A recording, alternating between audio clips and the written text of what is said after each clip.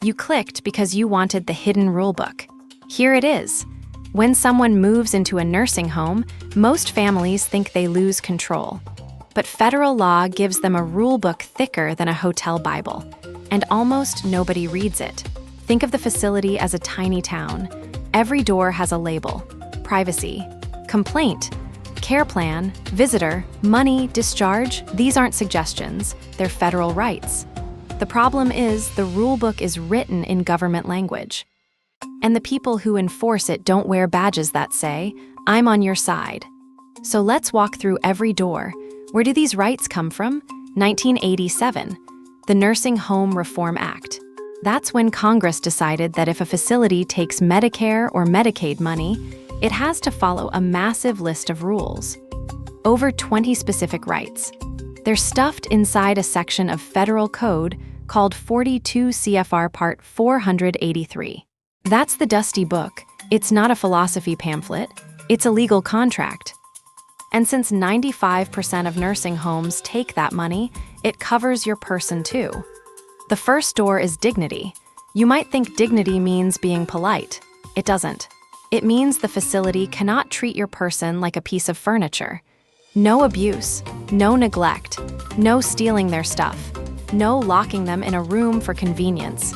They get to participate in their own care plan. They get to choose their doctor. They can refuse treatment, even if a nurse thinks it's a bad idea. Even if the family disagrees. The resident is still the boss of their own body. That's unexpected. Most people assume once you're inside, you're a passenger. The rulebook says you're the driver. The facility is just the vehicle. Next door, complaint. Imagine a suggestion box. But the suggestion box is legally protected. A resident can gripe out loud, write a note, file a formal grievance. The facility has to make prompt efforts to fix it. And here's the surprising part.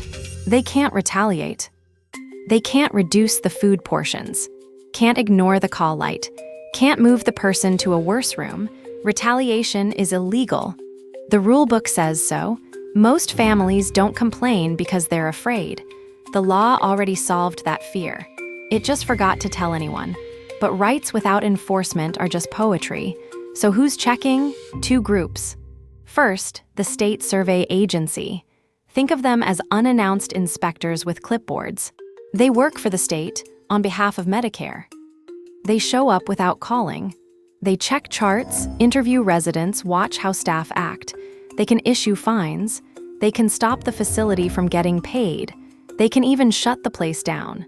Thousands of these surveys happen every year. And they find problems, a lot of problems. The survey results are public. The facility has to post them. But again, almost no one reads them. Now here's the real surprise. The second enforcer is not an agency. It's a person. A single person you can call. The long-term care ombudsman. Ombudsman is a Swedish word that means person who listens to complaints. And that's exactly what they do. They are not facility employees. They are independent advocates, paid by the government but working only for residents.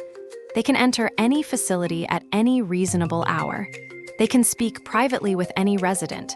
They investigate problems. Abuse, neglect, billing weirdness, discharge threats, lost dentures, every kind of complaint.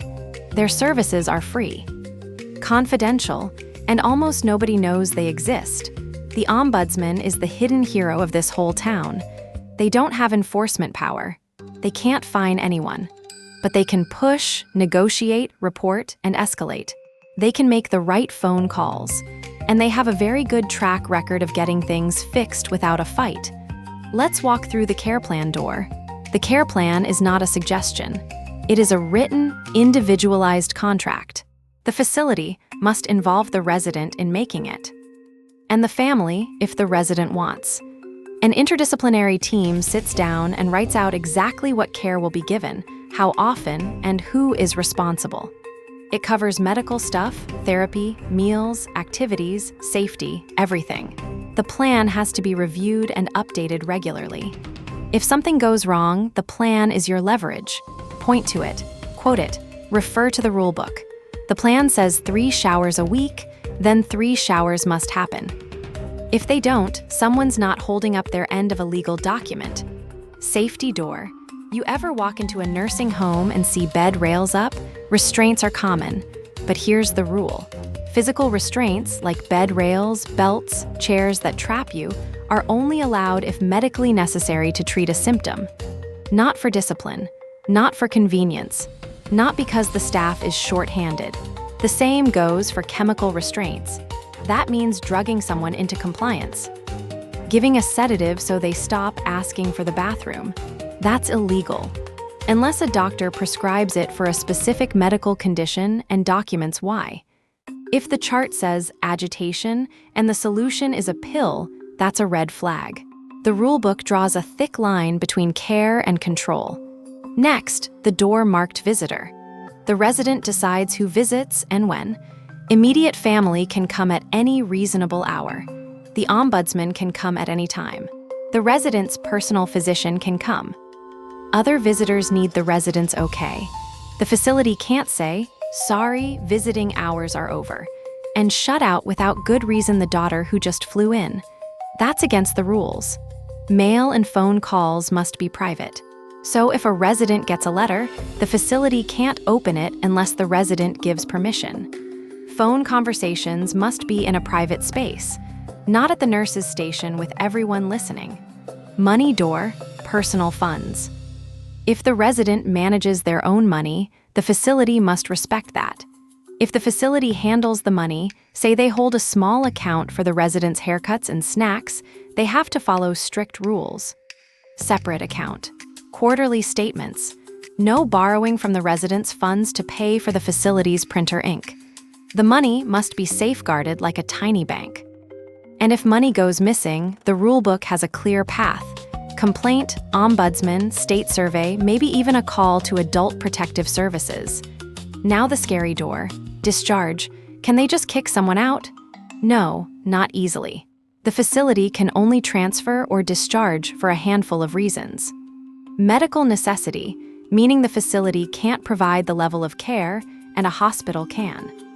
Non-payment, but only after reasonable notice and only if the resident isn't eligible for Medicare or Medicaid to cover it. Facility closure, or if the resident's presence endangers others. That's it. And even then, the resident gets a written notice. They get the right to appeal. They get a hearing. They get an ombudsman to help. The facility cannot just say, "We can't deal with your dad anymore, pick him up by Tuesday."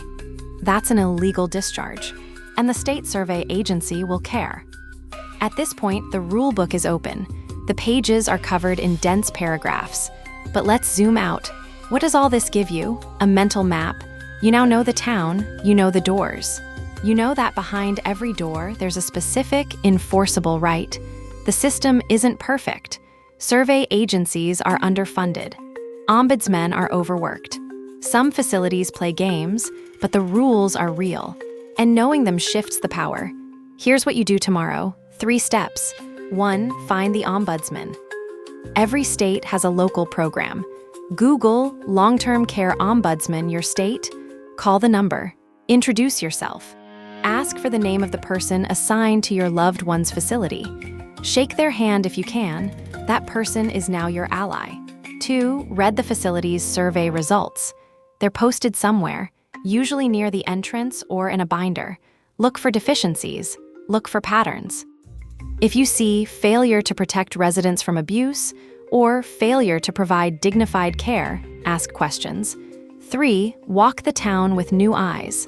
Walk past the complaint door. Know that your person can speak up. Walk past the care plan room. Know that you can demand a meeting. Walk past the discharge door. Know that they can't just pack a bag. Now imagine the stickman town again.